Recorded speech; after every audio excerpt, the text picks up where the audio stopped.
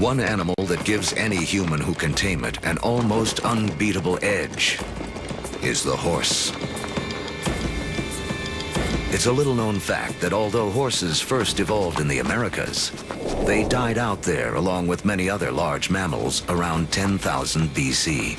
There were at least 3 species of Ice Age horses in North America, maybe more. Some as small as ponies, some as big as Clydesdales. And they had evolved in North America for 40 million years. They're part of the whole history, and then they're gone. They're gone.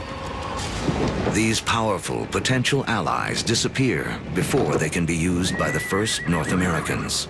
Fortunately, before that happened, large numbers of horses escaped back across the Bering Strait land bridge and spread out across the great grasslands, the steppe lands of Central Eurasia. A narrow escape that had a profound effect on human history. Around 4000 BC, nomadic people in Central Asia learned to tame them for the first time.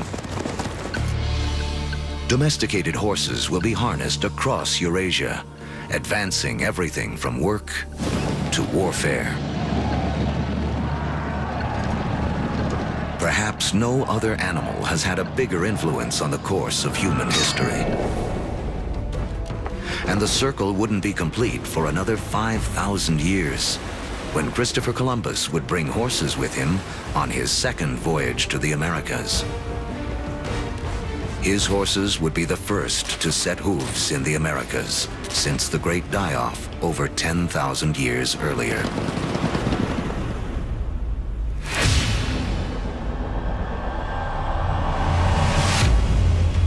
"6,000 years ago, domestication of animals and plants sets the stage for the next phase of human history.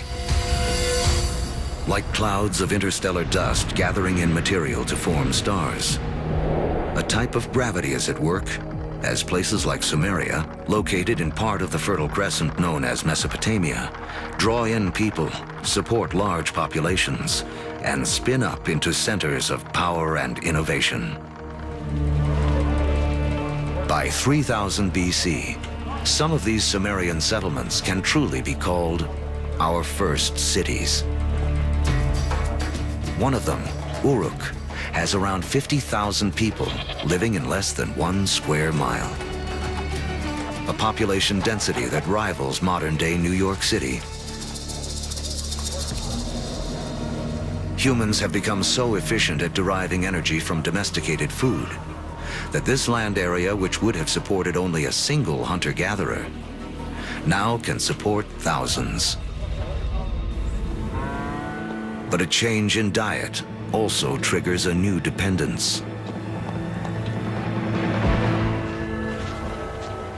Once you move to agriculture, you are depending for 80–90% of your calories on perhaps 1 or 2 species. In the case of the Middle East, wheat and barley. In the case of wheat and barley, they both ripen at about the same time. Humans have to gather the seeds at the same time. So now we have our food for the year that has arrived in one hit. It's like getting your salary paid once a year. You need to record it, you need to plan, because if inevitably your crop fails, you have famine, and you're not going to have another go for another 12 months.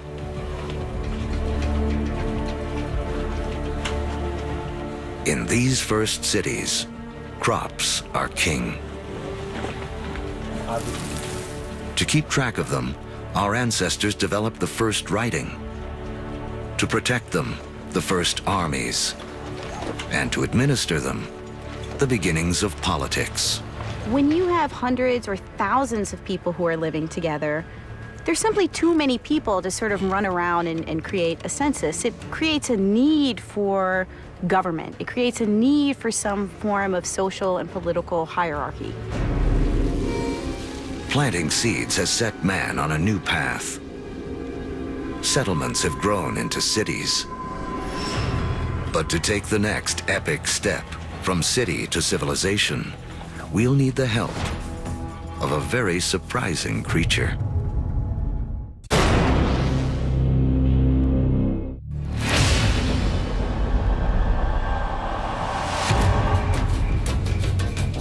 "5,000 years ago, after wandering the earth for more than 100,000 years, mankind has begun to settle down.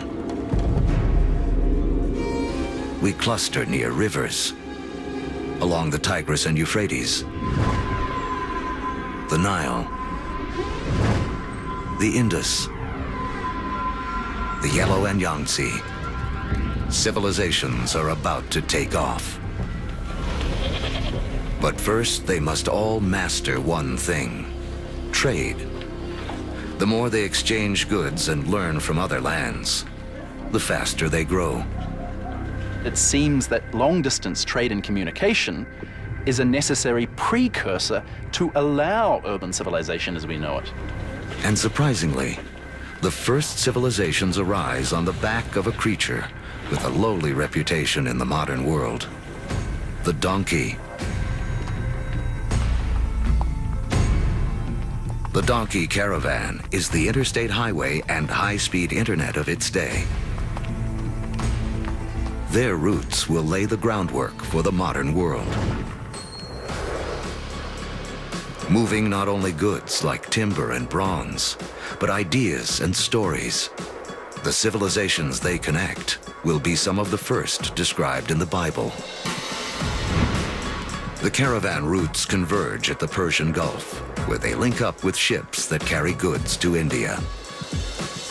It essentially brought these civilizations together into great cultural and material exchange, and really was the beginning of the trend towards globalization. It is a key to understanding how our world works to this day. Just like the first civilizations, we trade and form networks. These networks form hubs. And throughout history, being at that hub has meant one thing. The amount of ideas, the amount of cargo that passes through a region seems to have a direct correlation to how powerful and important they are. By 2000 BC, humans have gone from humble huts to massive monuments. In Africa, great pyramids arise on the banks of the Nile. The first stages of Stonehenge rise up in ancient Britain.